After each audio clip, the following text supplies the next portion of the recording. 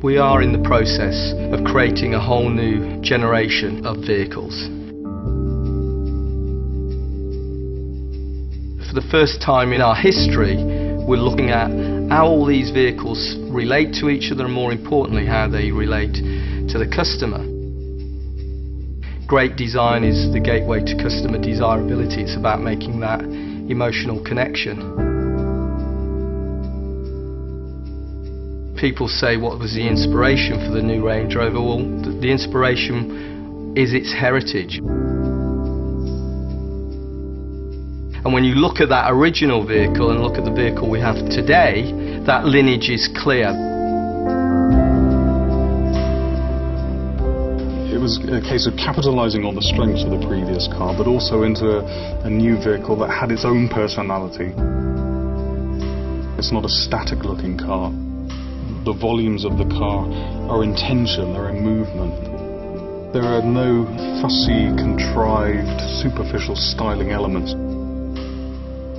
We played for a long time on those three key lines of how the sill and the waistline and the roofline work together. And it's the powerful, elegant way that those three lines relate to each other. I think works perfectly when you see the car moving.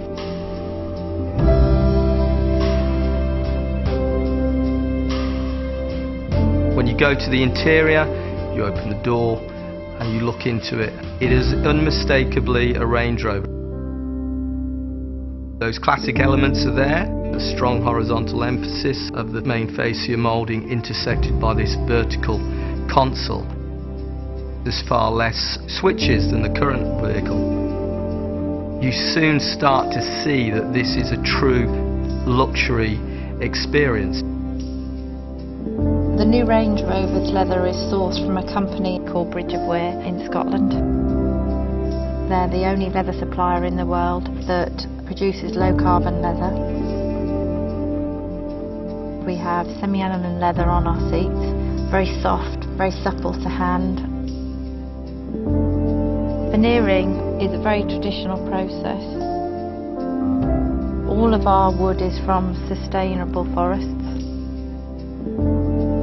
We still have traditional craftsmen that have been doing the job all of their lives. But we're using that now in combination with new processes.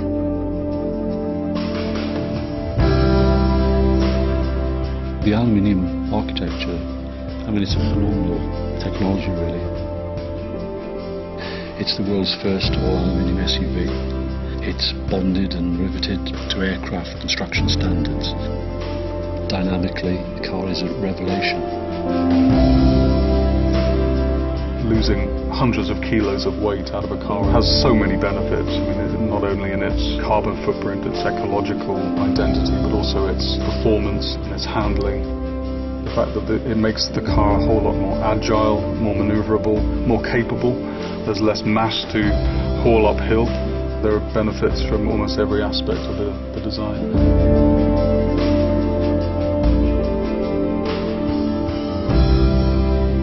The aluminium then inspired us further in terms of visually lightening the interior design of the car.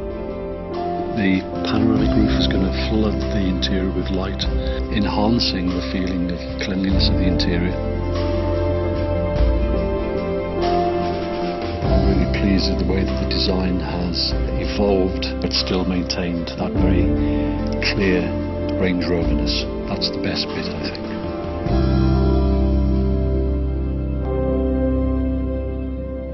Iconic is a word I think that's used too liberally. But Range Rover is worthy of iconic status. The best has just got better.